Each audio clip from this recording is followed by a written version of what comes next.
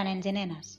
Ara us explicaré com pujar un arxiu del nostre mòbil, per exemple, hem fet una fotografia dels deures o un vídeo i el volem passar al nostre ordinador. Ho podem fer a través del correu electrònic o a través de Google Drive.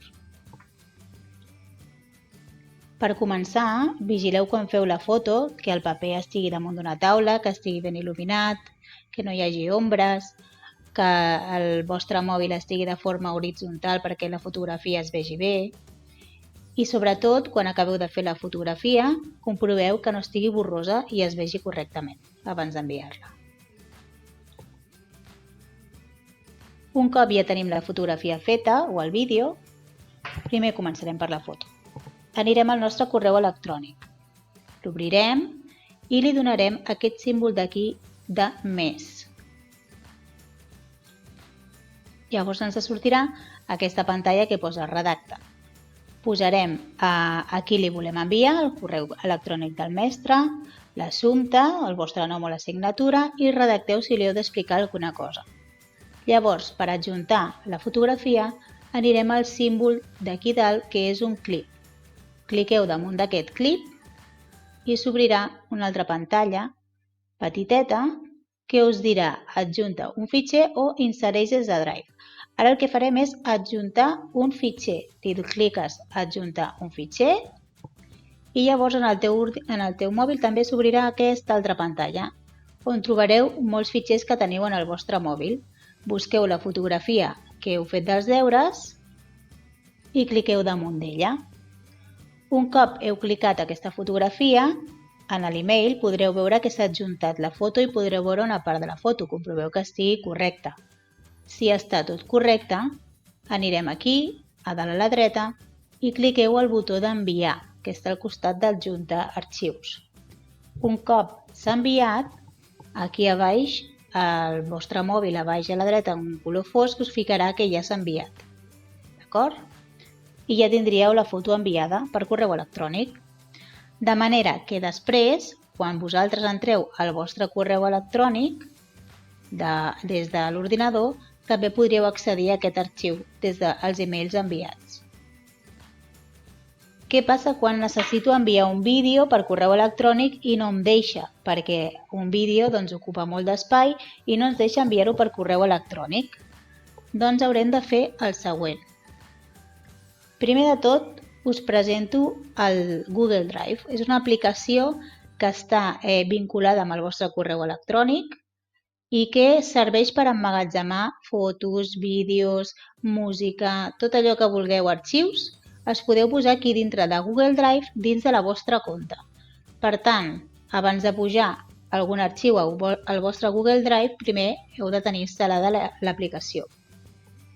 Un cop teniu instal·lada l'aplicació, me'n vaig, per exemple, al meu arxiu de fotografies i de vídeos, en aquest cas farem l'exemple amb un vídeo, clico al vídeo del meu mòbil i a la part de baix em sortirà el botó envia.